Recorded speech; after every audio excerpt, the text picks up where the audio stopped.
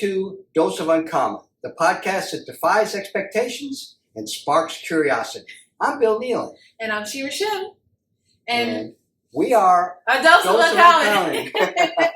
Today, we are going to be doing Curious Mind Maze. Now, you guys have spoken and you really like this segment, so we're going to continue.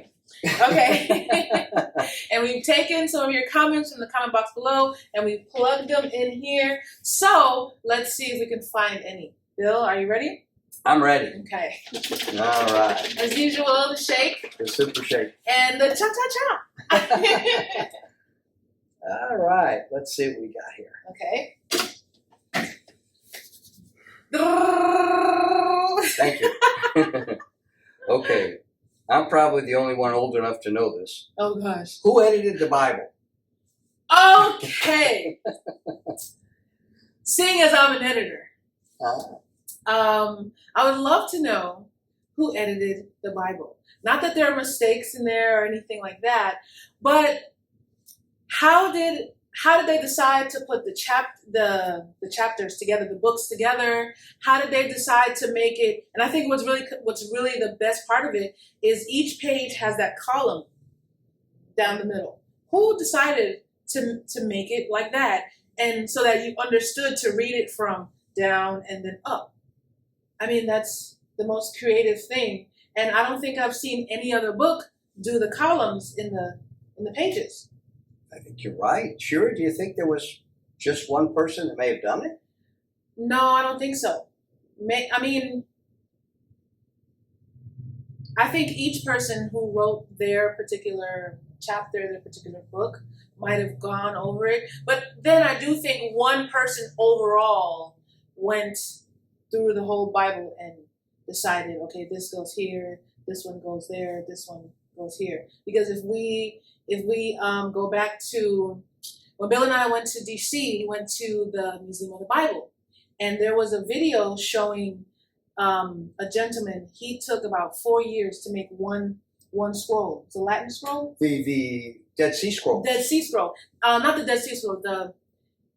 It's like the Dead Sea Scrolls, but it's now they use a paintbrush of some sort, and they're writing in these little tiny things, and it takes about 4 or 5 years to finish just one of them.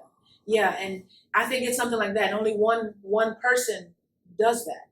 So maybe one person edited the Bible, but I do see where you're going. Maybe it could be a plethora of different people edited it and then put it together. Right. Well, we do know that the monks, way back in the centuries, the monks spent years, trying to transcribe and the calligraphy and all, like you're saying. I think is that what you meant? The calligraphy, yes. And all that.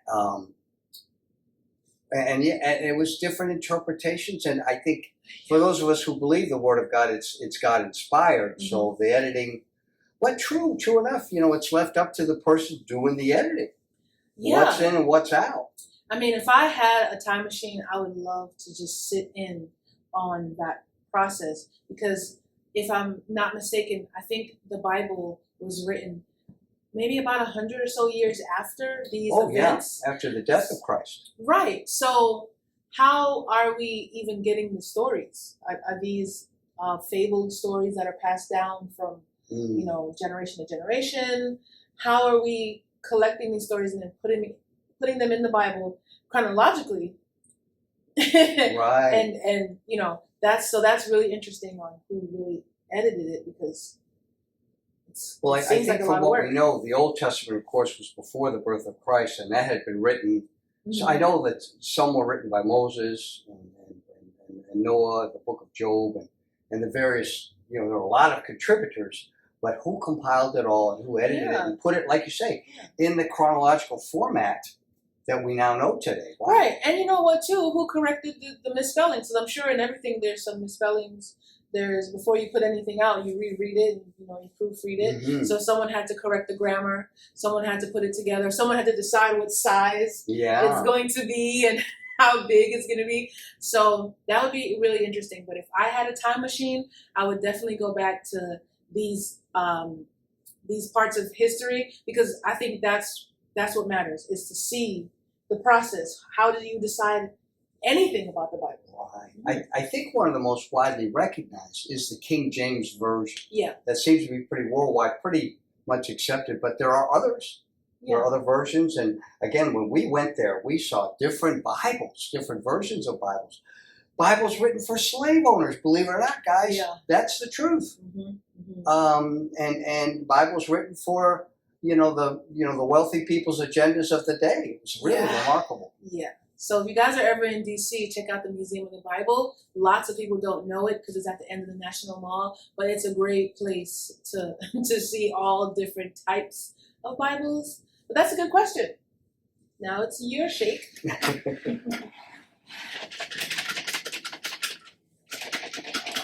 Let's see what Shera can pick here. Hopefully it's an easy one for my little brain. Okay, I gotta do the bill. Okay, all right. Oh, it's gonna be a big one. Uh-oh. And a paragraph. No. What am I thinking, Kat? Oh my gosh, it is. Okay. If past lives are real, that means we keep coming back as ourselves in different scenarios. If that were true, would you want to pick a life and continue to relive that over and over? Or do you ever want to experience memories from them? So I think what it's summarizing, what it's asking for is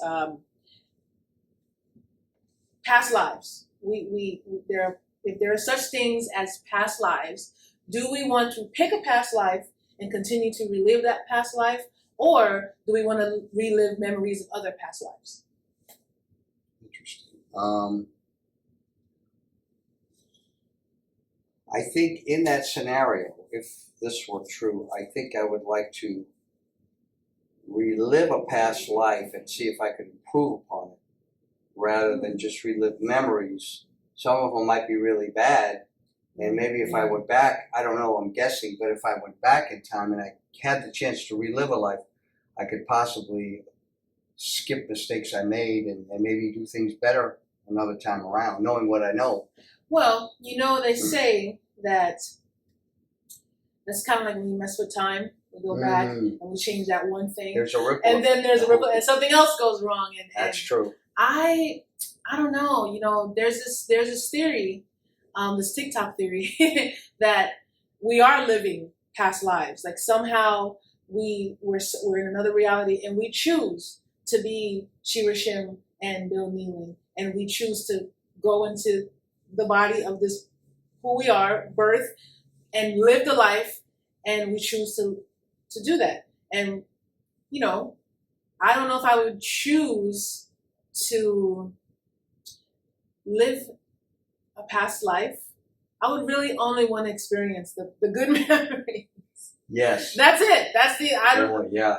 That's a better point, because there's things that we don't want to relive. Oh boy. No. But if you could choose the memories you had and relive those some wonderful things in our lives that occurred, that would be a great thing. Well, yeah, because have you heard of there's some YouTube stories, real life accounts of children being able to recall, things from a past life, a grandmother, or, if they drive past a certain street, oh, I used to live here, and they're 5.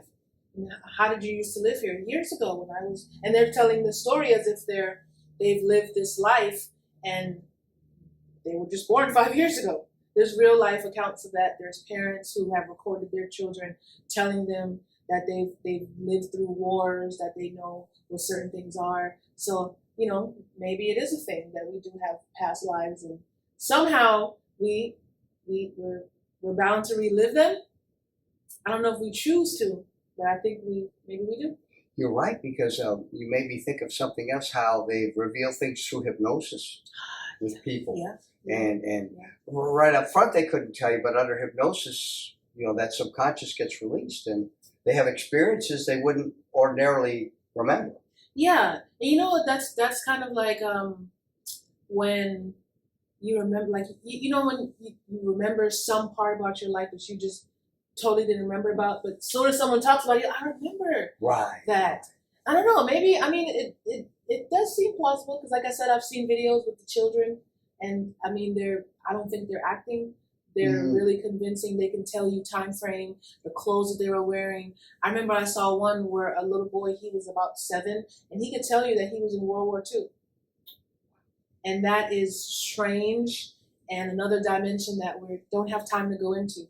But yeah, it's a good question. Very sure good is, question. yeah. Is it my shake? No, it's my shake. All right. Let's see if we can get another paragraph.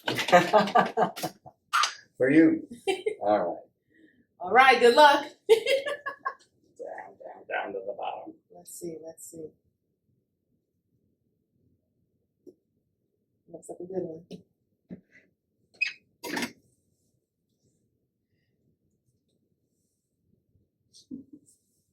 Okay, where would you rather travel to? Space or the bottom of the ocean? I love this question. Okay, I've actually asked you this question before, Mm-hmm. and and we can't say neither. Right. And I was going to say neither, but I would say the bottom of the ocean. I would probably prefer the bottom of the ocean.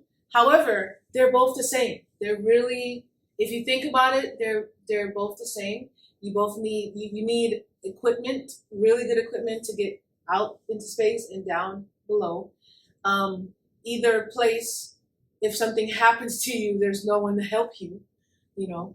But the reason why I say the ocean is because time doesn't pass as it does in space. That's a good point. I didn't think That's of that. the only That's thing. true. If you're stuck at the bottom of the ocean, it's still whatever year it is. It hasn't moved 5 years, you know, like Interstellar. It hasn't taken time to turn 5 years, and then Earth is, 10 years in advance. That's the only reason why I would pick the ocean. And then with space, if something breaks off of that spaceship or You're stranded. you're a goner. And then you don't just die right away. You're just floating out. At least in the bottom of the ocean, you can implode. It's over. It's you know what I mean. But space, you're just living in this agony of trying to die, or float into a universe somewhere where someone or something finds you. I would no. Space a little too far. Yeah, because also, like, are you going to be able to stop somewhere? Or are you just going to travel in space and keep traveling? Whereas at least with the ocean, there's a destination. You're going to land somewhere and look around or whatever. Space to just travel endlessly. I don't think so. No. Space is just from the movies. Everything always goes wrong in space. Always. And remember we watched that episode of Black Mirror called Beyond the Sea? Yes. Oh, yes. Oh, boy. Oh my God! And guys, if you have not, please watch the episode, season 6 of Black Mirror called Beyond the Sea. You will see what we're talking about. There's 2 men in space, and they have this sort of body on Earth, but they're in space. But their body, they can sleep and somehow get into this body on Earth. But they're not actually there, and they have this big conflict, and they can't leave space. So that's one of the reasons why I say I'm not. No, bottom of the ocean. If I had to, it would be the bottom of the ocean. I agree. At least there's some control there. Somebody can save you. Yeah. Or try to. Your shake or my shake? Your shake. Okay. All right, it's a good shake. I see it.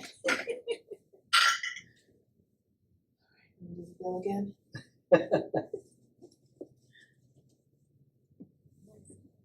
Is this another paragraph?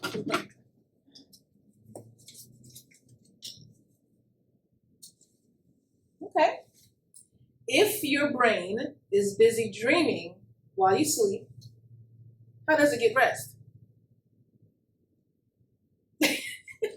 Wow. Thanks. Go. I would think that the conscious part of the brain does get the rest, and the body gets to rest when you're sleeping and recover and recuperate.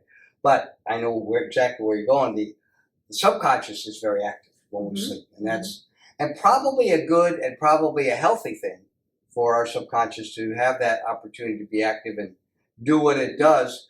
I'm guessing, but that probably creates a balance in the brain where you have your conscious thought and the subconscious thought which underlies that, which is active and important. But that's the only time it really gets released is when the main part, the dominant part of our brain, the conscious, is taking over everything. The subconscious is latent. It doesn't get to do that. Well, who's to say that dreaming isn't still rest? That's true. Yeah. Good point. I mean, like you said, the conscious part of us, the part that is awake during the day and moving around, that's the part that is asleep. Your body is resting. Your body is physically resting. But because the subconscious is not allowed in your waking form, maybe that's how it rests, by releasing the dream. You know, everything you've suppressed all day, all the feelings, all the the hurt feelings, the sad things, the happy things, the things you don't get to 100% process right away, gets tossed in the back to the subconscious, and that's the time it gets to use it. Maybe that's a form of rest for the brain. I think that needs to be released too. Yeah, makes sense. It would. These things we worry, we put aside, whatever. That's probably when they activate the subconscious, when the dominant part of the brain conks out, that other part of the things we suppress, like you said, comes alive. Yeah, there's a part of us when we experience something, we don't process it 100% right away, and sometimes it gets processed in our dreams. So maybe that is the rest part. Maybe that could be the rest part. You know what that makes me think of? What? When you have said to me, Bill, sleep on it. Let me know tomorrow, right? Yeah. But I think we do, with that, the main part of our brain sleeping dormant, and the body is at rest, and that other part of the brain is active. The next day we might view it completely differently and make a better decision than a snap judgment at the time. Because you've recommended me that to me before. You said, well, Bill, sleep on it. Don't answer me right now. Yeah. Let me know tomorrow or another day, and because the brain gets to deliberate, really kind of weigh things, maybe. Well, you know what else I was thinking about as you were saying that is, if your brain has to function even when you're asleep. If not, you're not alive.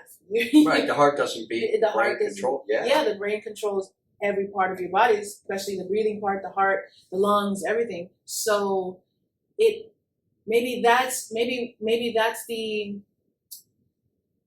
the brain takes a break. You know what I mean? Mm-hmm. And it gives the subconscious, listen, I'm gonna take a break, and you're gonna take over for 8 hours, and I'll come back in the morning when you're. I think that's it. I think that's it. Right. And that beautiful design, that active part of the brain that's going on all day long gets to conk out and rest, but that subliminal part gets to be active and say, hey, you forgot about this. Exactly. And even, what else is processed in dreaming? Trauma. That's processed. Again, we have these, we don't know where dreams come from. Mm-hmm. We don't know what we're going to dream about, why we dream about these things. So the subconscious controls that, and that maybe that's just the rest part. Your body needs to process that, and the only time it can is when you're asleep. Yeah, right. Otherwise, you're not alive. You're just. And sometimes my dreams have anxiety, and that's maybe it activating in the subconscious. Yeah. Something I'm going through in the day. Good point. Yeah, help you deal with it when you wake up. So I think that's these are really good questions. They are. My shake? My shake, your pick. No. Yeah. I trying to steal my shakes. I knew it. Okay, let's give it good. Wouldn't want to steal that shake. Wouldn't want to steal it. That was too good of a shake. Okay, so the question for Shera is, in our Curious Mind maze, a paragraph. It's a 2-liner. Oh gosh. Oh, this is a good one for the Oh, Shera. don't say that. The Shera brain, because she's a thinker. This one, believe me, she's a thinker. I'm thinking. All right, my friend. Uh-huh. And for you out there, think this over with us. Did you arrive at this point in your life because you willed it, or because you were destined to be here? Oh, that's a hard one. Okay. So maybe no. I'm a believer that life happens to you, and there's some parts of life that you can will, you can speak into existence, you can manifest. But I think that there is some control somewhere, and we can't just will everything into. There's experiences that we have to learn from that don't come from us orchestrating that. Like, for example, not that God or the higher being is orchestrating every little thing in our lives. However, there's experiences we wouldn't get if life didn't happen to us. You know? Mm-hmm. So yeah, I think we can will some things, but life happens to us. It happens to us for us to grow, for us to learn from things, for different types of experiences. And if we were to pick and will everything in our life, everything would be great. We would be millionaires. We would have everything we want to have.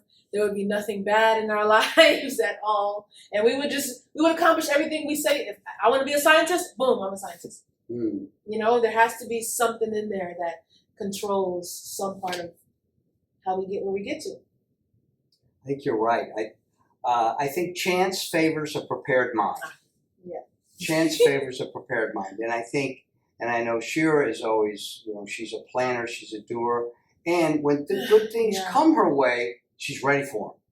She's ready for that opportunity. And a lot of us let it pass by. Yeah. Or they just coast along in life not expecting anything. And, life can happen to you, or you could do something with what happens to you, how you react to that situation and how your attitude is toward it.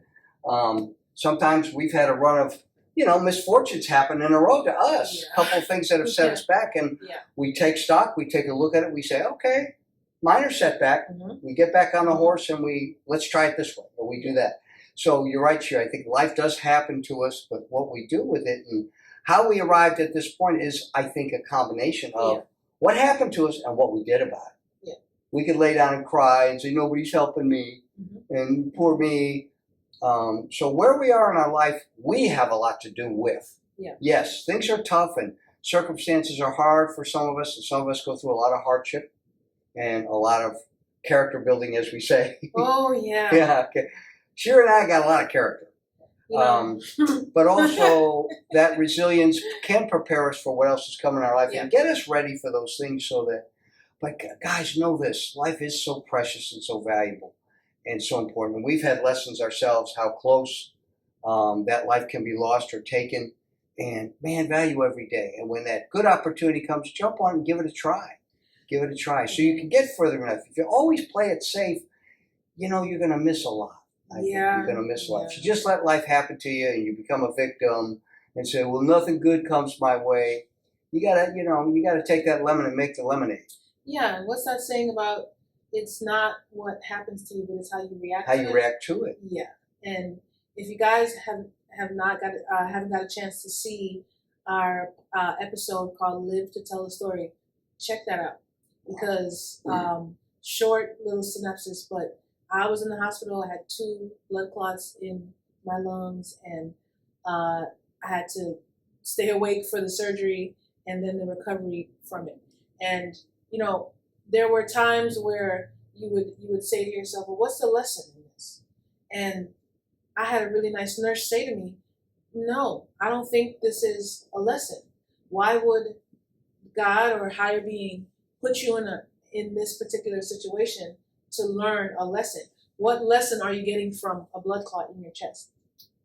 And you have to look at it as just an experience, something for you to take with you, and maybe a different, maybe it's supposed to give you a different feeling, a different look on life. You know, did you take something for granted? You know, but I don't want to think of it as a lesson. You need to learn this lesson, so going forward you can do better. I don't think that's what that was. So that's why I say with certain experiences, if we had to pick, I wouldn't pick that. No, I wouldn't. I would pick candy and roses and everything beautiful. I wouldn't pick that. But from it, what I did come away with, not learn from, come away with, is to enjoy every bit of life. I am 33. I will be 34 in the next 2 weeks, I think.